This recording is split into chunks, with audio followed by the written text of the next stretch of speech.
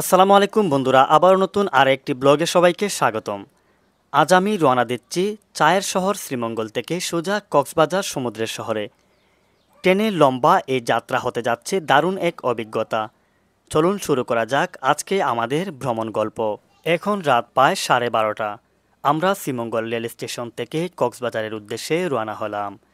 আমরা যেহেতু রাতের ট্রেনে যাচ্ছি তাই ভাবলাম রাতে জেগে না থেকে ঘুমিয়ে পড়ি।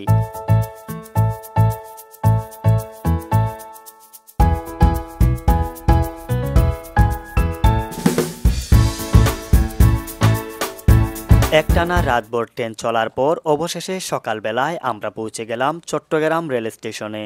কারণ আমাদের সিলেট বিভাগ থেকে সরাসরি কক্সবাজারের কোনো ট্রেন চালু হয়নি, তাই শ্রীমঙ্গল থেকে চট্টগ্রাম পর্যন্ত ট্রেনের টিকিট কেটেছি।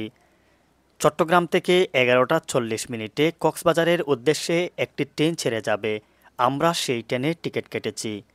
আমরা প্রায় 7.5 ঘন্টা জার্নি করার পর এসে পৌঁছালাম চট্টগ্রাম রেল স্টেশনে। এখন সকাল 7টা বাজে।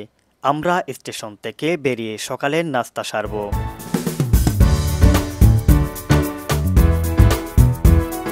সকালের নাস্তা শেষ করে আমরা আবারও চলে আসছি চট্টগ্রাম রেল স্টেশনে। চট্টগ্রাম থেকে যে ট্রেনটি কক্সবাজারের উদ্দেশ্যে ছেড়ে যাবে সেই ট্রেনটি অলরেডি চলে এসেছে। এখন সকাল 11:40 বাজে। চট্টগ্রাম থেকে কক্সবাজারের উদ্দেশ্যে আমাদের ট্রেনটি যাত্রা শুরু করেছে।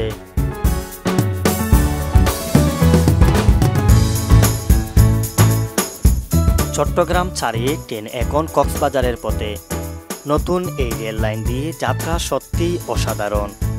পাহাড় আর সাগরের মাঝ দিয়ে ট্রেনের ছুটে চলা এক অন্যরকম অভিজ্ঞতা।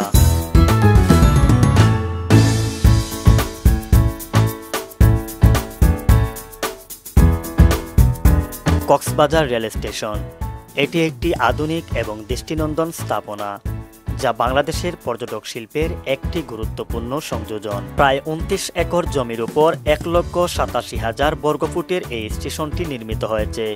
এটি দেশের অন্যতম আইকনিক ও দৃষ্টিনন্দন rail station. So viewers, finally আমরা কক্সবাজার এসে পৌঁছে গেছি। এই যে আমার পিছনে দেখতে পাচ্ছেন কক্সবাজার স্টেশন, খুবই দৃষ্টিনন্দন একটি স্টেশন। তো দীর্ঘ 4 ঘন্টা জার্নি করার পর আমরা এসে আমাদের গন্তব্যে পৌঁছালাম। তো এখন এই জায়গা থেকে, স্টেশনের এই জায়গা থেকে আপনারা অসংখ্য অটো পেয়ে যাবেন। এই জায়গা থেকে আপনারা অটো নিয়ে সুগন্ধা পয়েন্টে যেতে পারবেন, কলাতলি পয়েন্টে যেতে পারবেন, লাবণী পয়েন্টে যেতে পারবেন। আপনি যেখানে যেতে চান সেখানে কিন্তু এই জায়গা থেকে নিতে পারবেন। এখানে অসংখ্য অটো রয়েছে। সো বন্ধুরা, আমরা এখন কক্সবাজার রেল স্টেশন থেকে সুগন্ধা বিচে যাব, সেজন্য আমরা একটা অটো রিজার্ভ করেছি। তো এখানকার লোকাল ভাড়া হচ্ছে জনপ্রতি 20 টাকা করে, আর যদি রিজার্ভ নেন তাহলে কিন্তু 100 টাকা। তো এখান থেকে ডলফিন মোড়ও যদি যান তাহলে কিন্তু 100 টাকাই নেবে, সুগন্ধা পয়েন্টে গেলেও 100 টাকা নেবে রিজার্ভ। তো এখন হচ্ছে আমরা একটি হোটেল বুক করব, যেখানে আমরা রাত্রি যাপন করব। তো এই দেখুন, এটা হচ্ছে এই সি পার্ক হোটেল। এটা সুগন্ধা পয়েন্টের খুব কাছাকাছি। সুগন্ধা পয়েন্ট থেকে 2 মিনিট হাঁটলে এইখানে যাওয়া যাবে। তো আমরা এই রিসোর্টে আসলাম।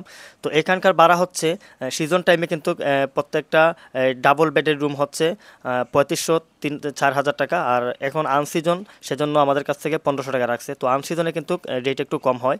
তো এই যে দেখুন, এই হচ্ছে রুম, 2টা বেড এবং এসি এবং নন এসি আছে। এসি হলে একটু বেশি নেবে। তো আজকের ভিডিওটি এই পর্যন্তই। ভালো থাকবেন, দেখা হবে নেক্সট ভিডিওতে। আসসালামু আলাইকুম।